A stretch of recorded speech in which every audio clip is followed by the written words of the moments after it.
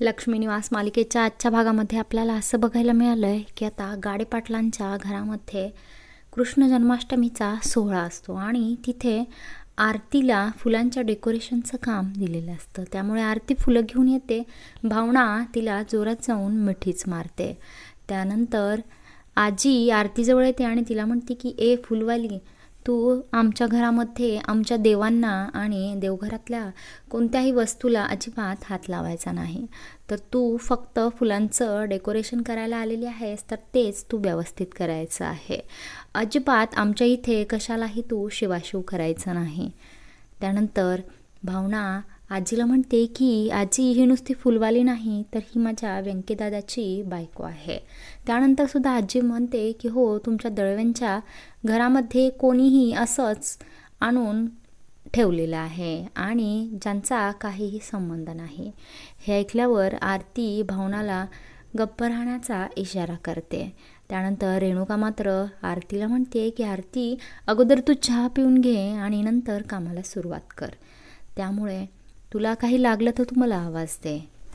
पुढे जेव्हा डेकोरेशन आरती करत असते, पाळणा सजवत असते, त्यावेळेस तिचा चुकून पदर बाळकृष्णाला तामणामध्ये ठेवलेल्या बाळकृष्णावर तिचा पदर लागतो। आजी जोरात ओरडते की ए फुलवाली, तुला सांगितलं होतं ना, आमच्या देवांना आमच्या मंदिरातल्या कसल्या कोणत्याही वस्तूला तू अजिबात शिवायचं नाही। तुला काही कळतंय की नाही, तुझी बुद्धी भ्रष्ट झाली। त्यानंतर आरती आजीला उत्तर देते की आजी, तुमचा याच्यामध्ये काहीही दोष नाही। तुमच्यासारख्या मोठ्या लोकांना वाटतं की देव हा देवळातल्या मूर्तींमध्येच आहे, पण मला असं वाटतंय की देव हा या ताम्हणात नाही किंवा या मूर्तीमध्ये सुद्धा देव नाही, तर देव हा माणसाच्या मनामध्ये बसलेला असतोय।